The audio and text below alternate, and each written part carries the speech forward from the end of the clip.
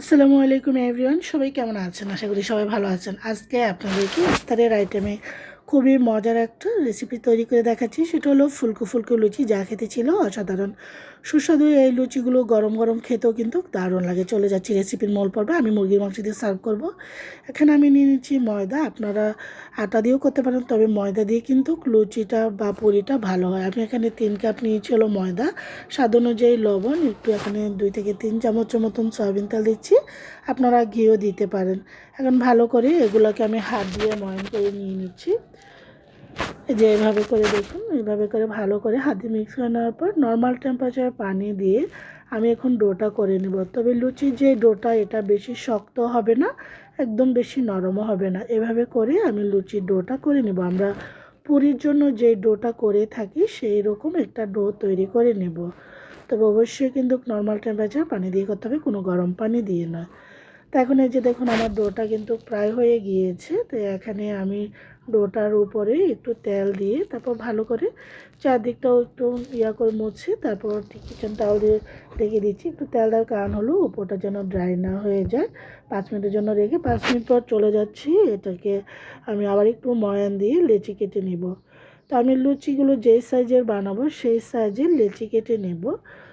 এই যে দেখুন, এভাবে করে লেচিগুলো কেটে নিয়েছি। আসলে লুচিতে এমনিও খেতে অনেক বেশি ভালো লাগে, তবে আমি মুরগির মাংস দিয়ে সার্ভ করছি। যদিও আমি পুরোপুরি রেসিপিটা দেখাই নাই, এটা হলো চিকেন টিক্কা মশলা ছিল।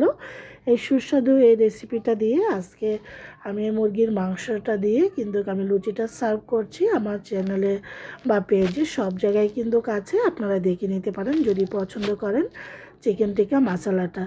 তো এখন আমি যাব লুচিগুলো তৈরি করার জন্য। এখন আমি লুচিগুলো তৈরি করে নিচ্ছি। তো লুচি বড় ছোট যা যেরকম পছন্দ সেইভাবে কিন্তু বানিয়ে নিতে পারেন। তো আমি এখন লুচিগুলো বেলে নেব। তবে এটা আসলে বেলে না রেখে সাথে সাথে যখনই বানাবেন সাথে সাথে এটা আপনার জাস্ট এখানে গোল গোল করে করে তারপর লুচি যখন সাথে সাথে কিন্তু বানানো যায়। এটা বানিয়ে রেখে দেওয়ার কোনো দরকার নেই। ফ্রাইং প্যানে তেলটা আগে বসিয়ে রেখেছি।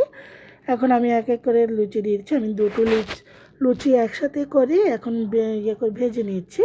লুচিগুলো কিন্তু আস্তে আস্তে ফুল উঠবে, তবে অতিরিক্ত গরম তেলে দিবেন না, তা না হলে লুচি কিন্তু ফুটবলের মতন ফুলবে না। আপনারা আমার লুচিগুলো দেখলে বুঝতে পারবেন।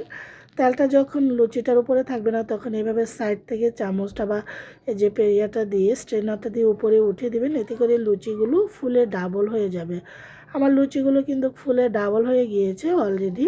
এই যে দেখতে পাচ্ছেন, খুবই সুন্দর একটা কালার অলরেডি চলে এসেছে। এভাবে করেই কিন্তু আমি সবগুলো লুচি ভেজে নেব।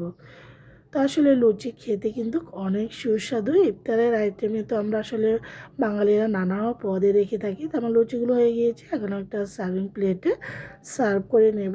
এখানে মুরগির মাংস দিয়ে সার্ভ করছি, আপনার যে কোনো জিনিস দিয়ে সার্ভ করতে পারেন। তো এখানে একটু টমেটো, এখানে শসাও দিয়ে দিয়েছি। আশা করি সবারই ভালো লাগবে। ভালো থাকেন, আল্লাহ হাফিজ।